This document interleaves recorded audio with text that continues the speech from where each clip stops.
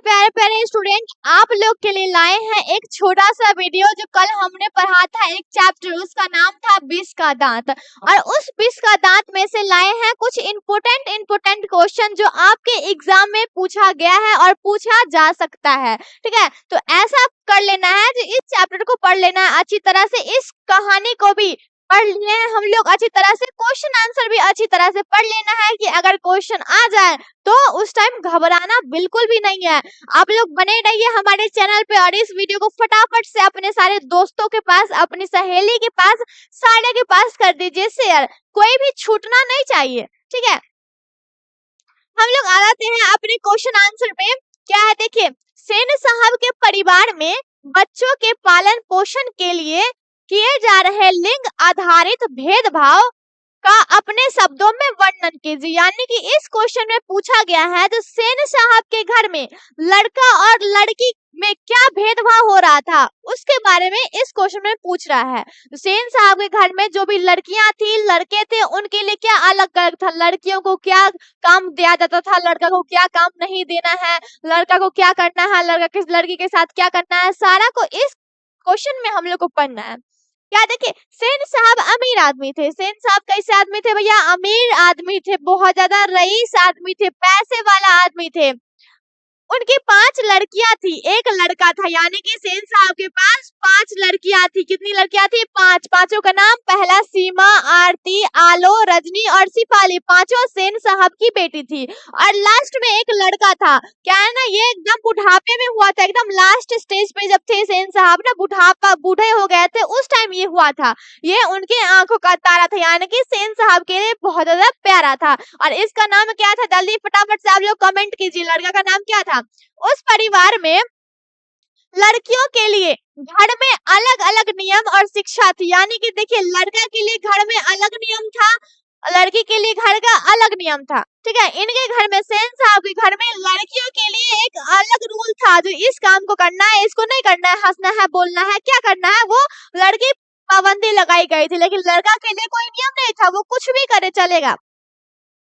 लेकिन लड़का के लिए अलग अलग नियम एवं अलग अलग शिक्षा थी। यानी कि इनके घर में लड़कियों के लिए, यानी कि पांचों बेटी के लिए अलग सा नियम था और बेटे के लिए अलग सा नियम है। बेटा कुछ भी कर दे उससे कोई फर्क नहीं पड़ता है, लेकिन बेटी शाम के समय में कहीं निकल भी नहीं सकती, किसी से बोल भी नहीं सकती है, कुछ नहीं कर सकती, खेल भी नहीं सकती बिना पूछे हुए।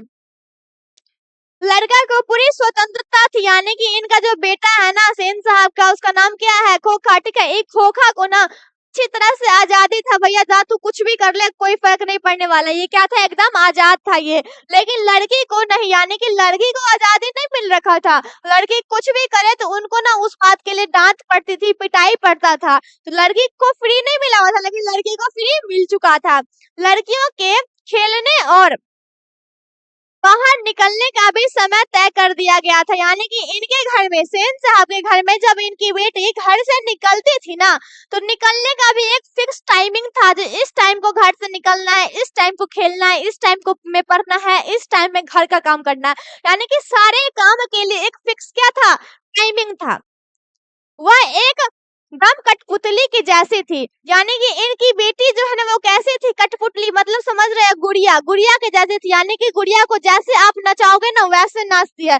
गुड़िया को आप बोलोगे आंख बंद तो आंख बंद करेगी, बोलोगे खोलो तो खोलेगी, हाथ ऊपर तो हाथ ऊपर करेगी। उसी तरह सेन साहब भी अपनी बेटी को ना पुतली बनाए हुए थे, गुड़िया बनाए हुए थे, जो इनको बोलेंगे जो घर से निकलना है तो निकलना है, नहीं निकलना तो नहीं निकलना है। मतलब ये बेटी को अच्छी तरह से गुड़िया समझ बैठे थे।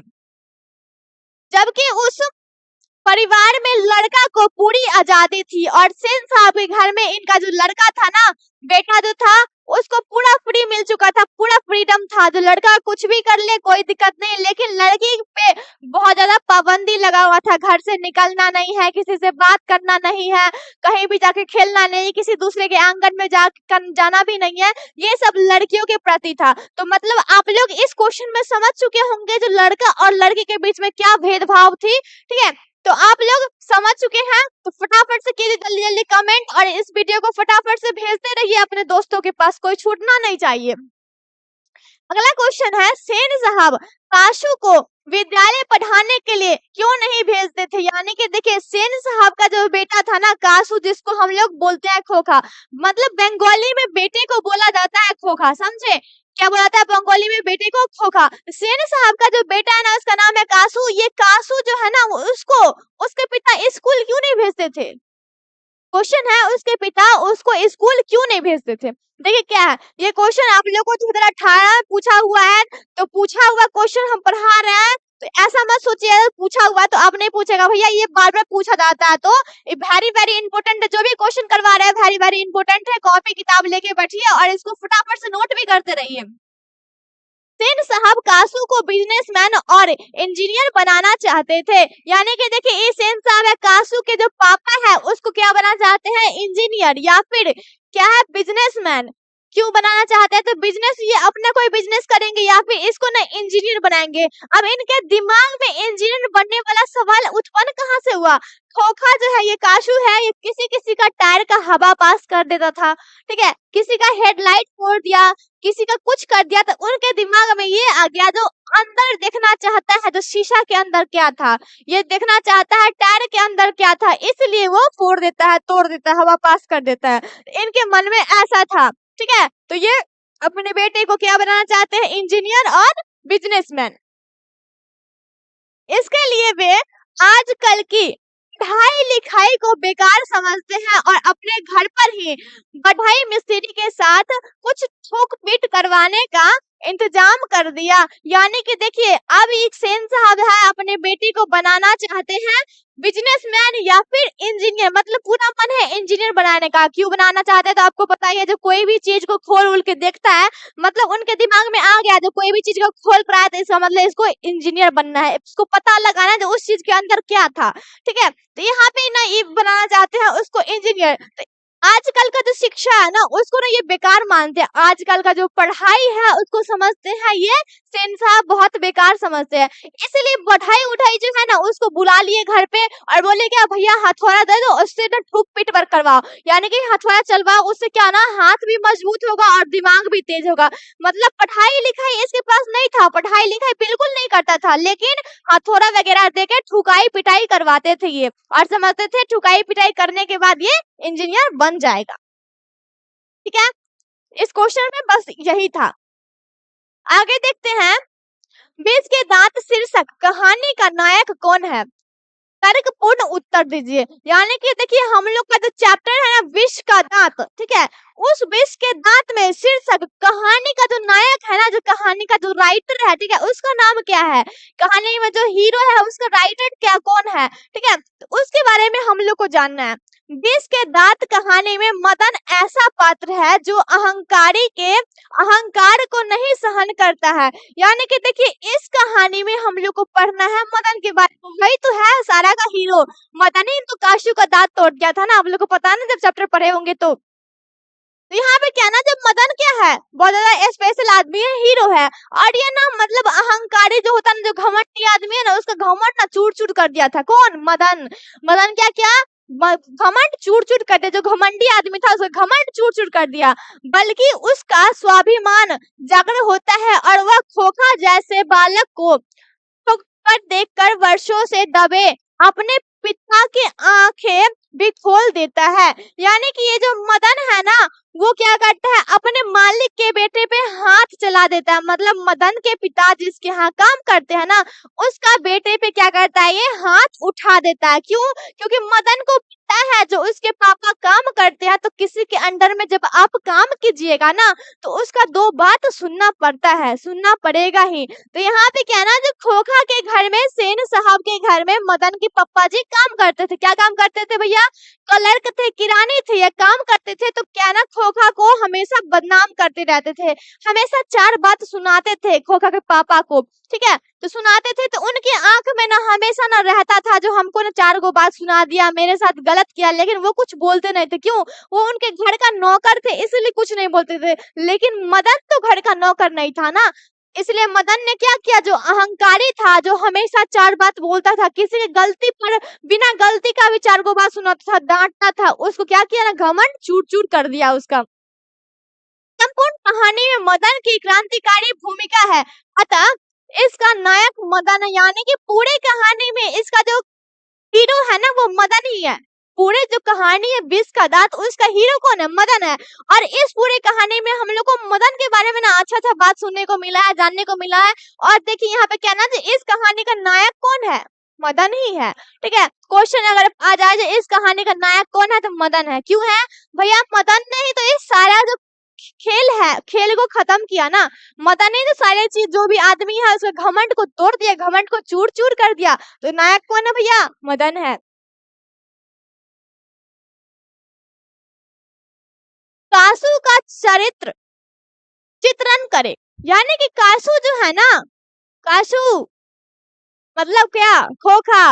उसका चरित्र चित्रण वर्णन करना, यानी कि उसके बारे में जानना है, उसके बारे में बताना है। कासू समृद्ध पिता का लड़का था। माता पिता और बहनों का अत्यधिक प्रेम पाकर उसके स्वभाव में एक प्रकार की जिद भरा हुआ था।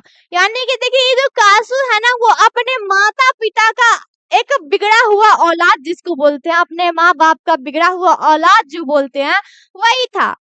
ठीक है, ये जो कासू था वो क्या था? माँ बाप का बिगड़ा हुआ औलाद था। और इसको इतना ना प्यार दुलार मिल गया ना, जो ये प्यार दुलार में क्या हुआ? बिगड़ गया। इसको ना किसी को ये इज्जत नहीं देता था, चाहे वो अपनी बहन हो, माँ हो, नौकर हो, किसी पर भी झट से हाथ चलाता था। ये बिगड़ा हुआ औलाद था। वह जिद्दी स्वभाव का था, उसके मन में जो आता था वही करता था, उसमें अहंकार भी था।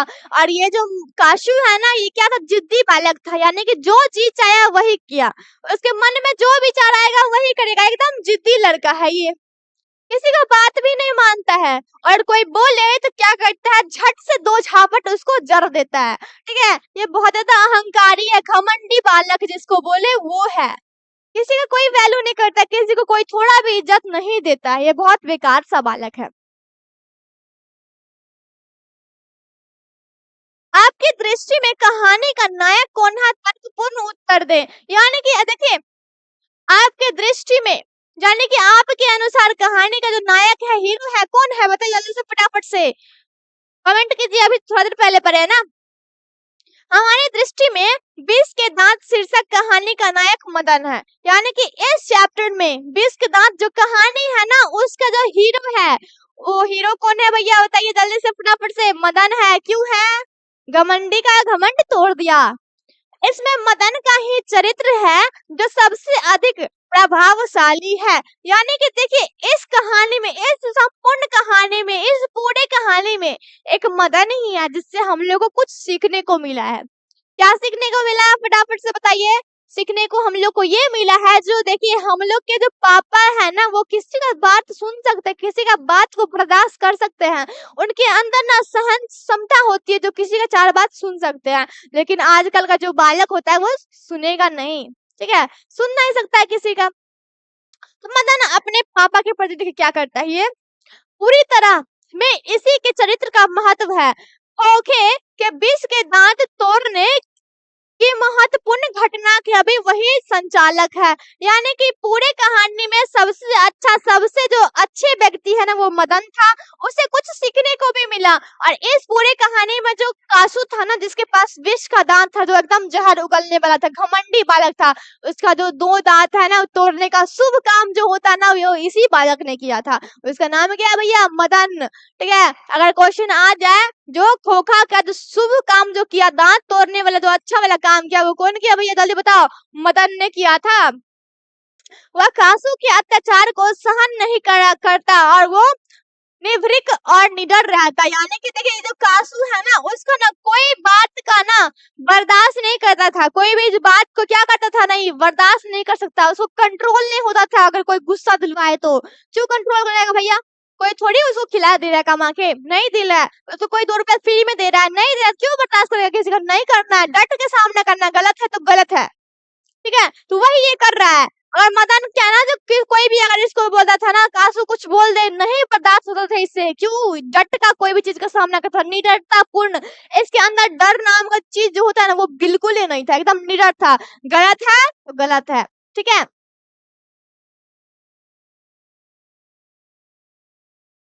खोखा किन मामलों में अपवाद था? यानी कि खोखा जो है ना, खोखा मीन्स क्या है? काशू किस मामले में अपवाद था? जल्दी जल्दी बताइए। सेन साहब एक अमीर आदमी थे, सारे व्यक्ति को पता है। सेन साहब कैसे आदमी थे भैया, जल्दी बताओ। अमीर आदमी थे, एकदम रही ज्यादा पैसे वाले थे, एकदम पैसा को क्या करते थे, एकदम उजिया देते थे, बहुत ज्यादा पैसे वाले थे ये। खोखा उनके बुढ़ापे की आंखों का तारा था। ये मत समझना जो आंख के अंदर जो तारा होता है उसी को आंख का तारा बोलते हैं, ठीक है? ऐसा बात एकदम गलत बात है। आंखों का तारा मीन्स होता है बहुत प्यारा भैया, ये मुहावरा है। आंखों का तारा मीन्स क्या? बहुत ज्यादा प्यारा हो। इसको हम अपने दिल से जुदा नहीं कर सकते हैं, क्या है? मतलब दिल से अलग जिसको हम नहीं कर सकते ना, उसी को कहते हैं बहुत ज्यादा प्यारा, ठीक है? आपका भी बहुत ज्यादा प्यारा प्यारा कोई होगा, कोई दुलारा दुलारा होगा। उसी तरह मदन जो है ना, सॉरी कासू जो है ना, अपने पापा का एकदम प्यारा दुलारा अच्छा बच्चा था अपने पापा के लिए। इसीलिए सेन साहब ने उसे काफी छूट दे रखी थी। और सेन साहब का प्यारा अच्छा एकदम अच्छा वाला बेटा था, एकदम सुकनू वाला बेटा था। इसलिए सेन साहब उसको पूरा फ्री दे रखे, जा कुछ भी कर ले, कोई दिक्कत नहीं, बाप तेरा अमीर है, कुछ भी तू कर ले। 5 बहनों में एक खोखा था, यानी कि 5 को लड़की में एक को क्या था ना, जो उस कुल का वारिस था। घर को आगे बढ़ाने वाला जो पीढ़ी होता है ना, वो पीढ़ी यही तो था, यही तो पीढ़ी चलेगा ना आगे, ठीक है? तो घर में जो 5 लड़की है ना, लड़की के बाद एकदम लास्ट पे जो आया ना, वो यही है खोखा। घर में बहनों के लिए विभिन्न प्रकार के नियम थे, यानी कि घर में जो इनकी बेटी है ना, बेटियों के लिए, सेन साहब की बेटियों के लिए अलग अलग रूल था। बट ये जो खोखा है ना, इसके लिए कोई रूल नहीं था, कोई पाबंदी नहीं लगी हुई थी, इसलिए खोखा अपवाद था। इसलिए क्या ना, जो खोखा अपवाद है, इसके लिए कोई रूल रेगुलेशन नहीं है भैया, जो मन चाहे, जो जिद किया, जो चाहा वो ये कर सकता है। अगर गलती से इसका मन अगर कर जाता ब्याह करने का, तो ब्याह कर लेता, समझे? इतना बिगड़ा हुआ बच्चा था ये। आप लोग का मन कर जाए तो आप लोग मत करना भैया, क्योंकि गाना सुना हो ना, शादी करके फंस गया यार, अच्छा खासा था कुवारा, वही वाला बात है यहाँ। शादी करके फंस जाएगा, उसके बाद पूरा जिंदगी समझ लो क्या होगा। 19 से आएगी तो वो चपली आएगी, 19 से आएगा तो वो चपली आएगा, ठीक है? तो अब शादी वादी के चक्कर में मत पड़ना।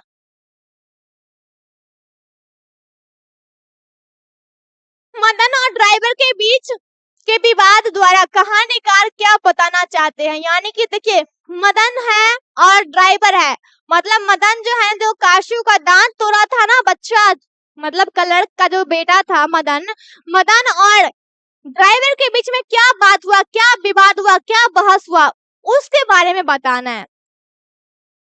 मदन और ड्राइवर के बीच विवाद द्वारा कहानीकार बताना चाहते हैं कि अपने पर किए गए अत्याचार का विरोध करना पाप नहीं है। यानी कि सेन साहब का जो ड्राइवर है, ठीक है, वो ड्राइवर और मदन क्या बात करता है, क्या विवाद करता है, क्यों झगड़ा कर रहा है ना, उसमें ये बताया जा रहा है, जो अगर खुद पे अत्याचार हो ना, कोई तुमको नीचा दिखाने का कोशिश करे ना, नीचा देखना मत भैया, अत्याचार को सहन मत करना। वो यही बताना चाहता है मदन, जो कोई तुम पे अत्याचार करे, उस अत्याचार को सहना नहीं, अत्याचार खुद पे नहीं सहना। क्यों सहेंगे भैया? नहीं सहना है, ठीक है? सेन साहब की नई चमकती काली गाड़ी को मदन द्वारा केवल छूने पर ड्राइवर द्वारा घसीटा जाता है, यानी कि सिर्फ छू देता है गाड़ी। वो जो सुंदर वाला मोटर कार था ना, उसको बस मदन छू देता है भैया। जैसे मान लो कुछ दिन पहले ना थार निकला हुआ था, एकदम नया मॉडल का गाड़ी था थार, तो किसी को भी जी कर सकता है तो जाके छू ले। कोई भी नया चीज कोई देखता है, उसको क्या मन करता है, जाके छू ले उसको। मदन बस छू लिया था, इसलिए ड्राइवर ने उसको क्या किया, घसीट दिया। ये अच्छी बात थोड़ी है। यह गरीब बालक और बालक पर अत्याचार है, यानी कि ये गरीब था मदन, इसलिए इसके साथ इतना गलत व्यवहार हुआ था। बालक क्या था, बहुत ज्यादा गरीब था, पैसे वाला नहीं था, इसलिए इसके साथ अत्याचार हुआ, इसके साथ गलत हुआ। मदन द्वारा उसका मुकाबला करना अत्याचारियों पर विजय प्राप्त करने का प्रयास है।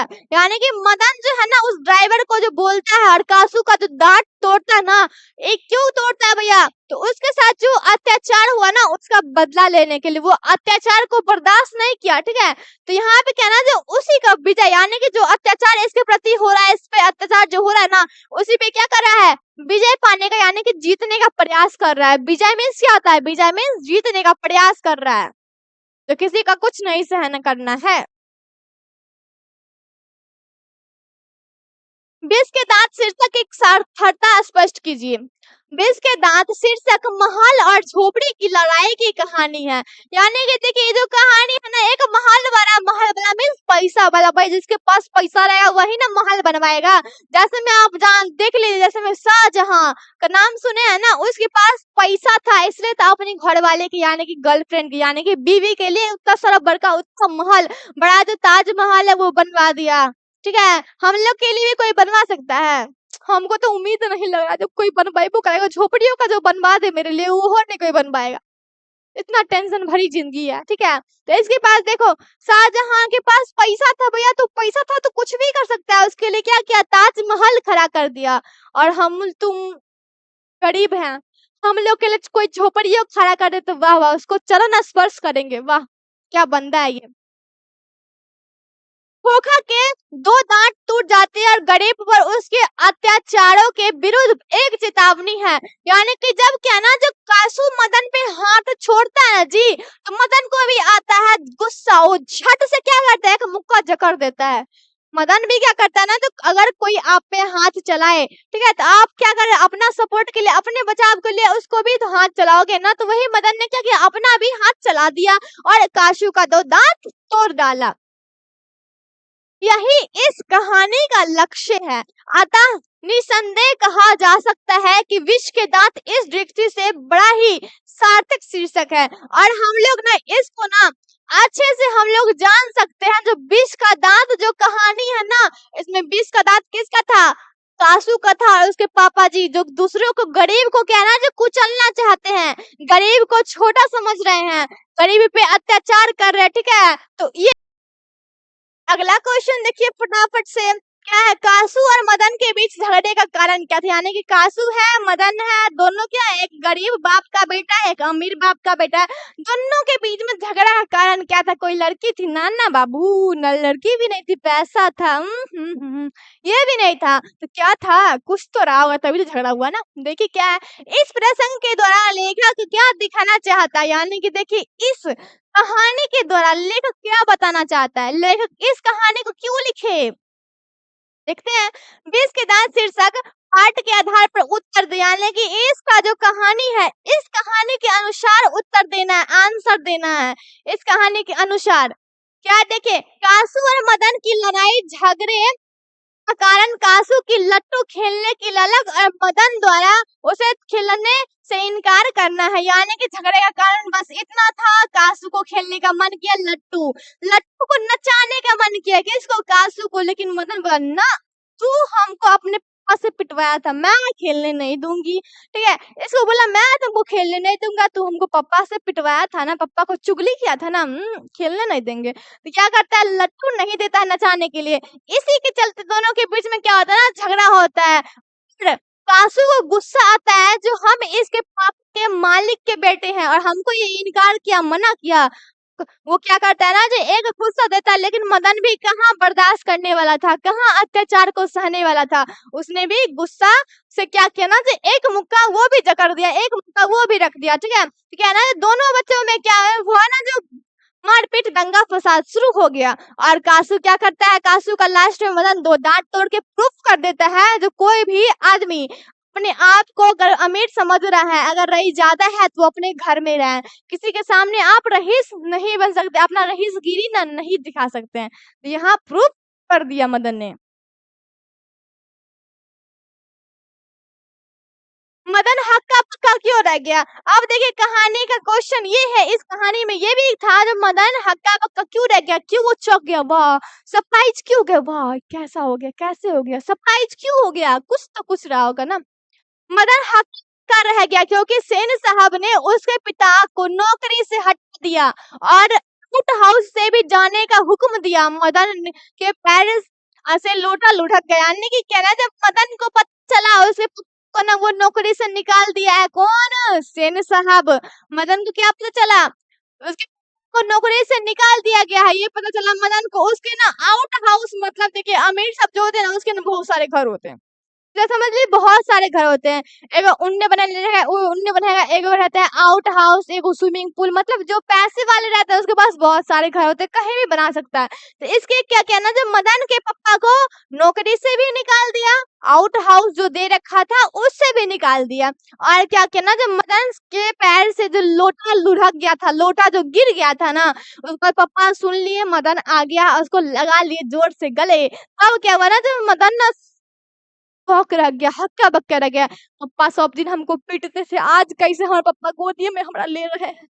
उसका ना दिल जो है ना गलाकत हो गया, एकदम मजे मजे में वो लड़का हो गया, वो शौक हो गया, सरप्राइज हो गया, एकदम बाबू को देखने लगा, जो वाह ऐसे कैसे हो गया, ठीक है, खुश हो गया ये, इसी कारण क्या है ना, जो ये हक्का बक्का रह गया।